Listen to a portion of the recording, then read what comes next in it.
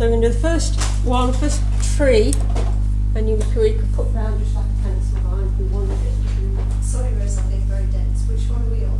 This is a test piece. So this is not on your ones that you painted. This is some scrap paper or the back of something we've used before, or some. Yeah, Oh, it's a bit heavier. We've got something a bit heavier. So something like is that? yes, that'll be all I've got right. a couple of bits That'll of be this. okay.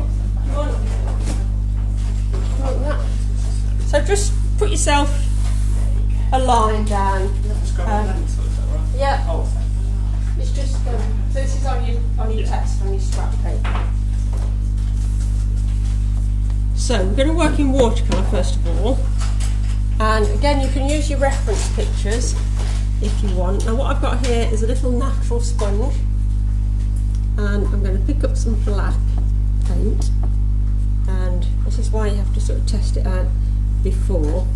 And I'm going black watercolour, yeah, black watercolour. Hello, hi there. And I'm just going to put the basics of a clump of trees down. That is for you. Oh, thanks. What's your colour? You might not recognise. It's still very wet.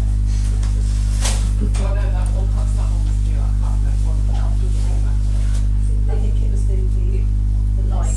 It was the orange one, wasn't it, you did? So we're just going to put down some shapes of trees with a sponge. I'll just go over what we've done in a second. So then with my fine brush and my black paint I can fill in some of these areas because they're quite solid, these trees. So we can leave some areas, and obviously we can put our trunks in. Now I've got a couple of sponges you can borrow, or I've got some you can purchase if you wish.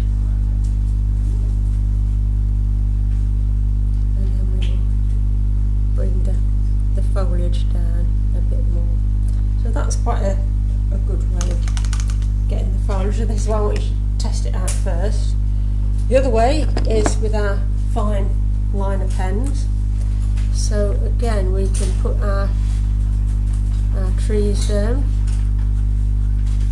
and then we can use this sort of scribble technique to begin to put the leaves on the tree. So I'm just doing sort of shapes like that, if you can see. This is why it's worth just having a bit of a practice first if you've not done any before, and building up, overlaying to get the depth and density of the trees. And that will be the second one, and then the third one is something like a thick pen. So it could be a Posca, it could be a Sharpie. I've got some marker pens, or we've got lots of pens in there. I don't know how many black ones we've got, but again this is much thicker pen, and again we can do the same sort of scribble idea that we've done with the fine pen, but it's much broader and covers much quicker.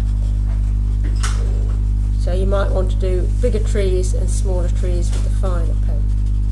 So just have a bit of a practice first of all on your scrap paper, and then decide which one's going to be thick pen, which one's going to be thin pen, and which one is going to be watercolour. And think about the shapes of the trees. You've got those references there to sort of look at and help you get the ideas of the different shapes. Is that okay? So just spend a few minutes having a bit of a practice.